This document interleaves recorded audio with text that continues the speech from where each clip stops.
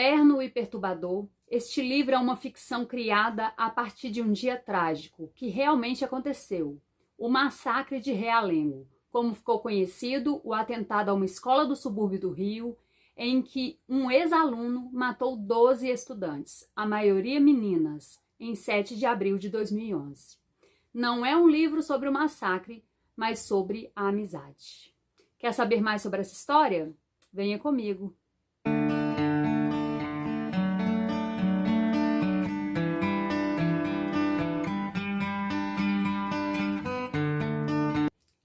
Oi pessoal, tudo bem com vocês? Sejam bem-vindos ao meu canal Jurubeba Literária. Eu sou a Simone e aqui venho compartilhar com vocês um pouco das minhas leituras, da minha vivência com os livros, que eu sou apaixonada e tem muita coisa legal pra gente conversar, tá bom?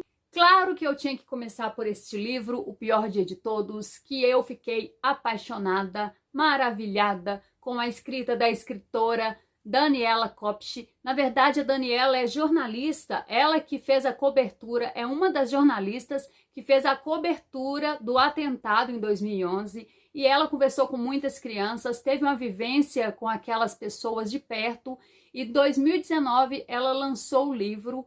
Ela fez a base de ficção para que a gente pudesse imaginar como que era a vida das crianças, a vida dos pais, a vida dos personagens que, na verdade, participaram daquele trama todo, daquele sofrimento, daquele massacre, que, na verdade, uma das personagens, a Malu, gosta de chamar de o pior dia de todos, que para ela, uma criança, foi assim o dia para ela. Então, a história é uma narrativa. Essa narrativa é a Malu quem faz, é a personagem principal, então ela que está contando a história. A autora já começa contando sobre a tragédia na primeira página, começa a falar da tragédia para você já saber do que te espera. Afinal de contas, quando a gente começa a ler o livro, a gente começa por causa do massacre, só que ela interrompe o acontecimento para contar um pouco da vida dessas crianças, das personagens principais, desde o início, desde seu nascimento, para deixar a gente mais próxima, com mais intimidade, e a gente conseguir sentir um pouco do que elas sentiram naquele momento. Então, a Malu conta de quando ela nasceu. Ela é mais velha do que a prima dela, 3 meses. A prima dela também é um personagem muito forte nessa trama, porque ela tem uma personalidade difícil, mas é uma menina extremamente boa, extremamente inteligente, e ela é 3 meses só mais nova que a Malu. Elas são primas, quase irmãs e com certeza melhores amigas. É assim que a Malu descreve a vivência delas durante toda a obra. E elas estão sempre juntas mesmo, elas brincam juntas, elas ficam em casa juntas, a maioria do tempo dividem o mesmo quarto, porque quando a Malu era bebezinha, a mãe dela foi embora e deixou ela morando com a avó e a tia, no caso, mãe da Natália. Então a Malu cresceu ali na casa delas como irmãs mesmo, só que também tinha uma rivalidade entre elas. Uma rivalidade que foi bem nítida quando teve o episódio das sandálias douradas, ou melhor, das sandálias brilhantes. Você vai ter que ler para você entender melhor, mas são sandálias que Natália ganhou e que Malu se sentiu humilhada por sentir que não fazia parte daquela família como a Natália fazia. Ou seja, ela não era totalmente filha, ela não era tratada exatamente como uma filha, e sim como uma sobrinha que estava ali de favor. É assim que ela se sentiu humilhada pela primeira vez. Também teve outros episódios que mostrava essa rivalidade entre as primas, mas também mostrava muita admiração. E a maioria das rivalidades vinham da admiração, vinham do amor que uma sentia pela outra, do quanto que elas achavam que a outra merecia mais, que a outra conseguiria mais, por causa dessa admiração que elas tinham uma pela outra. Então a amizade delas era muito forte. Até quando elas viravam rivais, era devido à amizade. E elas foram crescendo, brincando juntas e conhecendo uma sociedade diferente a cada dia. Por exemplo, elas mesmas tiveram uma vida financeira difícil, depois foi melhorando com o passar do tempo, com o pai recebendo uma promoção, com os negócios da mãe crescendo e melhorando, a vida financeira delas também melhorou. Mas elas tinham amigos na escola, amigos nas ruas, que mostrava a diferença social muito grande. Por exemplo, a Bruna, que era uma colega que teve um dia que reclamou que não aguentava mais comer ovo. e, portanto, ela precisou começar a trabalhar muito cedo e associar trabalho com escola, o que atrapalhou muito os estudos dela. Outra amiga que elas tinham era a Marcela. A Marcela já era de classe média alta, uma menina mimada, muito mandona, que elas gostavam do que a Marcela tinha, mas elas não gostavam tanto da amizade da Marcela, pelo jeito da Marcela ser.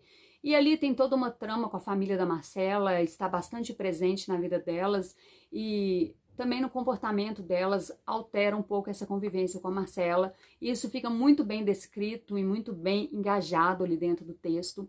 Mostra pra gente que as meninas percebem que essa diferença social pode ser contornada com estudo. Elas têm o sonho de estudar, de ir para a faculdade, ter uma profissão e poder ter uma vida melhor. Elas sabem que o futuro delas é isso. Quando elas veem a Bruna trabalhando, elas correm para casa para poder estudar.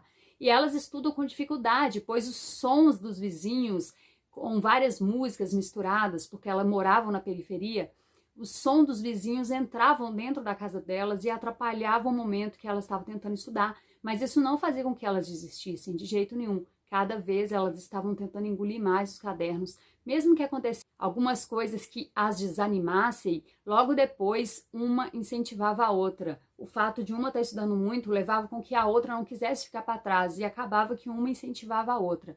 E elas cresceram juntas e elas tiveram experiências também com garotos, né? Quando elas começaram a apaixonar por garotos, experiências na escola, brigas nas escolas, uma defendendo a outra, disputas, festas, e elas ficaram sempre juntas, sempre juntas. E a autora surpreende muito a gente quando no meio do livro acontece o massacre. Ela descreve o massacre no meio do livro. Geralmente a gente espera que isso aconteça no final, mas ela colocou no meio, porque ela dividiu um livro em dois momentos.